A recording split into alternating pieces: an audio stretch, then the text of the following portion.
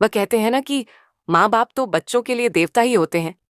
जब तक माँ बाप का साया होता है, बच्चों को किसी भी चीज की कमी नहीं होती। लेकिन मेरे लिए तो मेरे पिताजी एक श्राप ही थे। मेरी माँ के बदौलत ही मैं आज जिंदा थी और कुछ कर गुजरने की हिम्मत रखती थी, वरना मेरे पिताजी तो मुझे कब का बेच खाते। मेरे पिताजी ने जब से मेरी माँ से शादी की थी, तब से लेकर आज तक मेरी माँ को सिर्फ और सिर्फ पिटाई का ही सामना करना पड़ा था। कभी भी कोई सुख नहीं दिया था। बाप के नाम पर वह कलंक थे। मैं स्कूल में आए दिन लड़कियों के मुंह से उनके पिता के तारीफ सुनती थी। लड़कियां कहती थीं कि मेरे पिताजी हम लोगों का बहुत ख्याल रखते हैं, हम लोगों से बहुत प्यार करते हैं, हमारी हर एक डिमांड पूरी करते हैं, गुड़िया लाकर देते हैं, खिलौने लाकर देते हैं, अच्छे अच्छे कपड़े लाकर देते हैं। लेकिन इसी बीच मेरे पिताजी थे जो शराब पीकर हम लोगों के साथ सिर्फ चप्पल और जूते से मारपीट ही करते थे।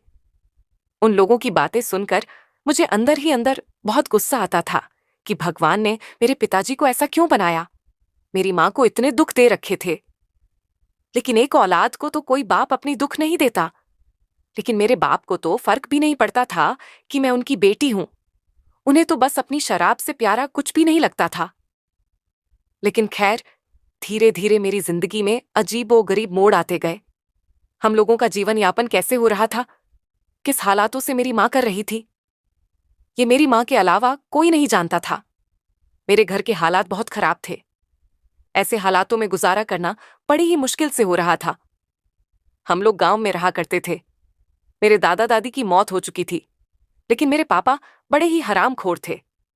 मेहनत मजदूरी करना जानते ही नहीं थे। शादी होने के बाद उन्होंने मेरी माँ को नौकरी करने के लिए घर से निकाल दिया था और उनसे कहते थे कि मुझसे मेहनत मजदूरी नहीं होती, मैं तुझे कुछ कमा कर नहीं दे सकता हूं। तू खुद मेरे साथ गुजारा करना चाहती है तो कर सकती है, वरना तो अपने मायके वापस चली जा। मेरी माँ पिताजी की ऐसी बातें सुनकर बहुत उदास हो गई थी। वह ऐसे इंसान के साथ जिंदगी कैसे गुजार ना सकती थी। वह गुजारना तो नहीं चाहती थी, मगर वह अपने मायके भी नहीं जा सकती थी। कि वह यह बात अच्छी तरह से जानती थी कि अगर वह अपने मायके चली गई तो वहां पर उनकी भाभीयों उनका बहुत बुरा हाल कर देंगे, उनको सुकून से रहने नहीं देगी। इसीलिए मेरी भाभी ने यही सोचा कि उन्हें जैसे तैसे जिंदगी इसी घर में गुजारनी होगी। और फिर कुछ समय बाद मेरी माँ को पता चला कि वह प्रेग्नेंट है। मेरी माँ इस बच्चे की खातिर भी मेरे पिता को छोड़कर नहीं जा सकती थी। अब उनके पास नौकरी करने के अलावा कोई दूसरा रास्ता नहीं था, क्योंकि घर के हालात बहुत खराब हो गए थे। घर में खाने पीने के लिए कुछ भी नहीं बचा था। मेरे पिता शराबी थे। उनके शराब पीने की लत ने उनके पूरे घर को तबाह करके रख दिया था। मेरी माँ जितना कमाकर लाती पिताजी उनसे ले लिया करते थे और वह शराब के अड्डे पर जाकर बैठ जाते थे। महंगी से महंगी शराब पिया करते थे। यही वजह थी कि उन्होंने माँ को नौकरी करने के लिए घर से निकाल दिया था। इसलिए उनका बहुत फायदा था। वह सारा दिन शराब के नशे में दूध पड़े रहते थे और मेरी माँ ऐसी हालत में भी लोगों के घरों का काम किया करती थी। मेरी माँ को ऐसी हालत में ना तो किसी तरह का आराम मिल पा रहा था, न कोई खुशी, और न ही उनको खाने के लिए कुछ मिलता था। वह जिन लोगों के घरों में काम करती थी, उनके घर में अगर कभी कभी खाना बच जाता तो वह लोग मेरी माँ को खाना दे दिया करते थे। इस तरह मेरी माँ घर आने के बाद खाना खा लिया करती थी और उसमें से भी थोड़ा सा खाना पिताजी के लिए बचा दिया करती थी। एक औरत गरीब इंसान के साथ जिंदगी गुजार सकती है, मगर शराबी इंसान के साथ जिंदगी गुजारना बड़ा मुश्किल होता है। मेरी माँ ने मेरे पिता को न छोड़ने का फैसला बहुत गलत किया था, क्योंकि वह नहीं जानती थी कि मेरे पिता कितने गिरे हुए इंसान थे। उन्होंने अपने फायदे के लिए ही तो मेरी माँ को मजबूर कर दिया था। वह चाहे तो अपने मायके जा सकती है, वरना नौकरी कर सकती है, क्योंकि दोनों ही हाल में मेरे पिताजी का फायदा था। वह यह बात अच्छी तरह से जानते थे कि मेरी माँ कभी भी अपने मायके नहीं जाएगी, क्योंकि मेरे पिताजी की हरकतें जानते हुए भी मेरी माँ के भाई भाभी ने मेरी माँ को घर से निकालने के लिए उनकी शादी एक शराबी के साथ कर दी थी। ये भी नहीं सोचा कि वे सारी जिंदगी किस तरह इस आदमी के साथ गुजारा करेगी। कुछ भाई भाभियां ऐसे ही होते हैं जिन्हें अपने घर की बहनें बहुत लगती है। जब बच्चों के सर पर उनके माता पिता का साया नहीं होता तो लोग उनका फायदा उठाने लगते हैं। मेरी माँ बहुत मजबूर थी। बहुत तकलीफ से गुजर रही थी। बड़ी मुश्किल से उन्होंने मुझे जन्म दिया था। मेरी माँ के अंदर बहुत कमजोरी आ गई थी। उसके बाद उन्हें मेरी भी परवरिश करनी थी। मेरे जन्म के दूसरे ही दिन मेरे पिता ने मेरी माँ को बहुत मारा था और उनसे कहा था कि जा जाकर पैसे लेकर आ, मुझे शराब की लत लग रही है। मेरी माँ मौत से लड़कर मुझे जन्म दे चुकी थी और ऐसी ऐसी हालत में वह घर से निकलकर काम कैसे कर सकती थी। मेरे पिता इंसान नहीं बल्कि इंसान के रूप में दरिंदा थे, जिन्होंने मेरी माँ के साथ बहुत बुरा किया था। मेरी माँ रो रही थी, बिलख रही थी, मगर उनका कहना यही था कि अगर तूने मुझे पैसे नहीं लाकर दिए तो मैं तेरी बेटी को बेच दूंगा। मेरी माँ बहुत मजबूर थी। उनकी हालत ऐसी नहीं थी कि वह कोई काम काज कर सके या फिर बिस्तर से भी उठ सके। बड़ी मुश्किल से मेरी माँ मुझे गोद में लेकर चलती हुई उस घर की मालकिन के पास गई, जिनके यहाँ वह काम किया करती थी। वह मालकिन बहुत अच्छी औरत थी। उसने जब देखा कि अभी 2 दिन पहले ही तो मेरी माँ ने बच्चे को जन्म दिया है और अब वह उनके यहाँ उनकी गोद में लेकर चलती हुई क्यों आ रही है, उन्होंने इस बारे में मेरी माँ से पूछा तो मेरी माँ ने उनको पूरी कहानी बताई कि उनका पति किस तरह उन पर अत्याचार कर रहा है। मालकिन को मेरे पिता पर बड़ा गुस्सा आया था और मेरी माँ पर बहुत रहम आया था। उन्होंने कहा, अगर तुम्हारा पति ऐसा ही है तो फिर तुमने इस बच्ची को क्यों जन्म दिया? तो मैं बच्चे को अपने पेट में ही मार देना चाहिए था। तुम्हारा पति शराबी है, कोई काम धंधा भी नहीं करता है, तो तुम कैसे अपने और अपनी बेटी का गुजारा करोगी? मेरी माँ कहने लगी, जिस तरह मैं पहले करती थी उसी तरह से कर लूंगी, मगर अभी आप मेरी मदद कर दो। अभी मेरी हालत ऐसी नहीं है कि मैं आपके घर पर काम करूं। आप मुझे थोड़े से पैसे उधार दे दो ताकि मैं अपने पति को दे सकूं।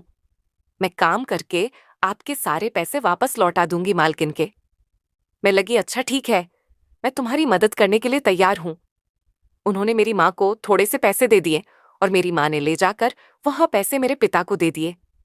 मेरे पिता पैसे लेकर शांत हो गए थे। उन्होंने मेरी माँ को धमकाना बंद कर दिया था और शराब के अड्डे पर चले गए थे। कुछ दिन तक मेरे पिता शराब के अड्डे से वापस नहीं आए थे। वह शराब पीने से मेरी माँ के सारे पैसे उड़ाकर आ गए थे। कुछ दिन पूरे हुए तो उन्होंने फिर से वही हरकत करनी शुरू कर दी। फिर से मेरी माँ को पैसों के लिए तंग करना शुरू कर दिया था। इस घर की एक एक चीज मेरे पिता शराब के चक्कर में भेज चुके थे। अब तो इस घर में कुछ ऐसा कीमती भी नहीं बचा था जिसे मेरे पिता बेचते। वह बार बार मेरी माँ को धमकाया करते थे कि उनको पैसे लाकर दे, वरना उनकी बेटी को बेच देंगे। मेरी माँ डर जाती थी कि एक शराबी इंसान जो किसी भी हद तक गुजर सकता है, वह एक दिन अपनी बेटी को भी भेज सकता है। मेरी माँ ने जल्द से जल्द खुद को ठीक करने की कोशिश की थी और फिर वह मुझे लेकर जल्दी ही लोगों के घरों में काम करने जाने लगी थी। उस समय में बहुत छोटी थी। मेरी माँ मुझे दूध पिलाकर जल्दी से मुझे सुला दिया करती थी और अपना सारा काम कर लिया करती थी। मालकिन को भी कोई ऐतराज नहीं होता था। वह अपनी छोटी सी बच्ची को वहां से लेकर जाती थी। कल की मालकिन तो मेरी माँ पर बहुत तरस खाती थी। मालकिन ने जो पैसे मेरी माँ को उधार दिए थे वह भी माफ दिए थे। उन्होंने कहा कि तुम बहुत परेशान हो, मैं पैसे नहीं लूंगी। मेरी माँ मालकिन के घर का काम करती हो और अपना और मेरा गुजारा करती और बाकी के पैसे पिताजी ले लिया करते थे। जिंदगी इसी तरह से गुजर रही थी। हालात से जंग जीतकर मेरी माँ ने मेरी परवरिश की थी और फिर मेरी उम्र 12 साल हो गई थी। मेरी माँ मेरा बहुत ख्याल रखती थी। मेरी माँ मेरे पिता से छुपकर मेरे लिए पैसे इकट्ठे करती थी। वह चाहती थी कि मैं पढ़ लिखकर कामयाब बनूं, अपनी माँ का सहारा बनूं और उसकी जिंदगी के सारी परेशानियों को दूर निकाल फेंक दूं। मेरी माँ ने मुझे मेरे पिता की नजरों से बहुत बचा कर रखा था। मेरी माँ को यही डर रहता था कि कहीं मेरा पिता मुझे पैसों के लिए बेच ना दे। इसीलिए मेरी माँ मुझे 1 मिनट के लिए भी अपनी आंखों से दूर नहीं करती थी। वह मुझसे बहुत प्यार करती थी। मुझे हमेशा अपने साथ ही काम पर लेकर जाती थी। मेरी माँ ने अब अलग अलग जगह काम करना शुरू कर दिया था। अपने दिन का समय बांध लिया था। वह दिन में 3 घंटे दूसरे घर में काम किया करती थी और उसके बाद के 3 घंटे सरपंच जी की हवेली में काम करती थी और फिर उसके बाद के 3 घंटे दूसरी हवेली में काम किया करती थी। इस तरह मेरी माँ को लोगों के घरों का काम करते करते सुबह से लेकर रात हो जाती थी। मेरे पिता को इस बात का कोई भी एहसास नहीं था कि उनकी पत्नी कितनी मेहनत करके पैसे कम आती है, और वह है कि शराब में उनकी मेहनत की कमाई उड़ा देते हैं। मेरी माँ अभी इतनी ज्यादा मेहनत सिर्फ अपनी बेटी के लिए करने लगी थी। वह चाहती थी कि उनकी बेटी अच्छे स्कूल में शिक्षा हासिल करे। मगर मैं 12 साल की हो गई थी। मैं अभी सरकारी स्कूल में जाती थी। मेरी माँ मुझे शहर में एडमिशन दिलवाना चाहती थी, लेकिन उसके लिए बहुत पैसे लग रहे थे। मेरी माँ ने कई बार पिताजी से इस बारे में बात करने की कोशिश की थी। उनसे कहा था कि अब हमारी बेटी जवान हो रही है, अब तुम शराब पीना छोड़ दो। आखिर तुम कब तक यह सब करते रहोगे? एक दिन हमारी बेटी जवान होगी, हमें उसकी शादी भी तो करनी है, और मेरा सपना है कि मैं अपनी बेटी को पढ़ा लिखा कर कामयाब बनाऊं। मैं अपना यह सपना जैसे तैसे पूरा करके ही रहूंगी। मेरे पिता कहते थे कि बेटियों की शादी नहीं होती, उन्हें तो ससुराल जैसे नर्क में झोंक दिया जाता है, जहां पर वह तेरे जैसी ही नौकरानियां बनती है। हम गरीब लोग अपनी आंखों के सपने नहीं देख सकते। सपने देखने का हक तो उन लोगों का होता है जिनके पास सारी रकम होती है। तेरे पास क्या है? तू तो खुद लोगों के घरों में झाड़ू बर्तन करती है। मेरी माँ कहने लगी, मगर मैं मेहनत से पैसा कमाती हूं, तुम्हारे जैसी तो नहीं हूं जिसने सारी जिंदगी कोई मेहनत ही ना की हो। मेरी माँ जीत हवेली में काम करती थी। उस हवेली के मालिक की बहुत पढ़ी लिखी थी। मेरी माँ ने उनसे बात की थी कि वह मुझे पढ़ा दिया करे। मैं स्कूल भी जाती थी और उनसे भी पढ़ती थी। धीरे धीरे मैं जवान होने लगी। मेरी उम्र 16 साल हो गई। मैं अपने ही गांव के सरकारी स्कूल से इंटर कंप्लीट कर चुकी थी। इंटर कंप्लीट करने के बाद मेरी माँ जिस घर में काम करते थे, उस घर की मालकिन ने मेरे लिए पैसों का अरेंजमेंट कर दिया और मुझे कॉलेज के लिए एडमिशन करवा दिया। अब मैं रोजाना कॉलेज जाने लगी। अब मैं दिन रात मेहनत करती थी, क्योंकि मुझे मेरी माँ ने जितने दुख देखे थे उतनी ही उन्हें खुशियां शो देनी थी। अपने पिता की ओर से तो मैं पूरी तरह से निराश हो चुकी थी, क्योंकि मुझे पता था कि उनका कुछ भी नहीं हो सकता। उनकी पूरी जिंदगी बस शराब पीने में ही निकल जाएगी। लेकिन अब मैंने अपनी माँ को भी सख्त बोल दिया था कि आप पिताजी को 1 रुपये भी नहीं दोगे। इसी बीच मेरे पिताजी से मेरी माँ की काफी बार पिटाई भी हो गई थी, क्योंकि मेरे पिताजी को पता था कि उनके पास पैसे तो है, लेकिन वह उन्हें शराब पीने के लिए दे नहीं रही है। इसी बीच मेरी माँ पिटाई सहन कर लेती थी, लेकिन मेरे पिताजी को पैसे नहीं देती थी, क्योंकि मेरी माँ ने आज तक मेरे पिताजी को पैसे ही दिए थे। लेकिन मेरे पिताजी ने कभी भी नहीं समझा था कि मेरी माँ कितनी मुसीबतों का सामना करके पैसे कमा रही है। अब मेरी माँ को जब मैंने साफ से बोल दिया था कि आप पिताजी को पैसे नहीं दोगे, तो मेरी माँ ने मेरी बात मान ली थी, क्योंकि अब मैं बच्ची नहीं रही थी। अब मैं कॉलेज में हो गई थी। मुझे अच्छे बुरे की अच्छी तरह से समझ थी। अब मुझे ही आगे कदम बढ़ाने जरूरी थे, क्योंकि मेरी माँ तो मेरे पिताजी के अत्याचारों को बड़ी ही खामोशी से सहन करती आ रही थी। मेरे पिताजी को पैसे ना देने पर उन्होंने मारपीट करने के साथ साथ मुझे और मेरी माँ को घर से बाहर भी निकाल दिया था। लेकिन हम लोग उस मालकिन का कभी भी एहसान नहीं भूल सकते, जिन्होंने हर कदम पर हमारा साथ दिया। उस मालकिन ने हम लोगों के लिए एक कमरे का इंतजाम कर दिया। मैं और मेरी माँ उस कमरे में रहते थे। मेरे पिताजी उस घर में अकेले ही रहते थे। वह हम लोगों को निकालकर खुश हो रहे थे कि हम लोग दर दर ठोकरें खाएंगे, लेकिन उन्हें नहीं पता था कि हमें भी आसरा देने के लिए दुनिया में बहुत से अच्छे लोग जिंदा हैं। खैर, अब मैं और मेरी माँ लोगों के घरों में काम करती और मैं कॉलेज जाती थी। अब मैं कॉलेज से जब रोजाना आती तो एक लड़का मेरा रास्ता रोककर खड़ा हो जाता था और मुझे परेशान करता था। अब ये बात जब मैंने अपनी माँ को बताई तो मेरी माँ ने कहा कि तुम कुछ दिन अपनी सहेली के घर पर ही रुक जाया करो। कॉलेज से आने के बाद अपनी सहेली के घर पर चले जाया करो और वहीं पर रुक जाना। यहां पर मैं अकेली रह लूंगी। जब तक तुम 5 से 10 दिनों के लिए इस गली से आना जाना बंद कर दोगी, तो ये लड़का अपने आप इस गली में आना बंद कर देगा। मेरी माँ की बातें मानकर मैंने अपनी सहेली के घर पर रुकने का फैसला कर लिया। अब मुझे अपनी सहेली के घर रुके हुए 3 दिन हो चुके थे। तभी मुझे अचानक मेरी माँ की याद आने लगी। मैंने सोचा कि जो होगा सो देखा जाएगा।